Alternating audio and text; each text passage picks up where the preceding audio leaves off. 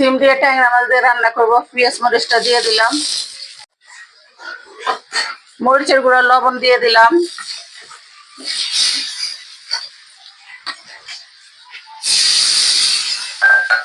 মরিচটা কষানো হয়ে গেছে, এখন সিম আলু দিয়ে দিলাম। সিম আলুটা কষানো হয়ে গেছে, এখন মাছটা দিয়ে দিলাম।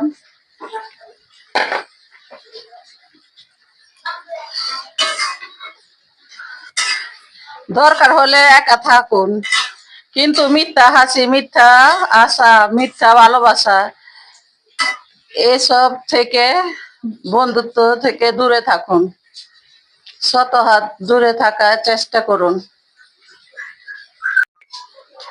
ঝোলটা দিয়ে দিলাম।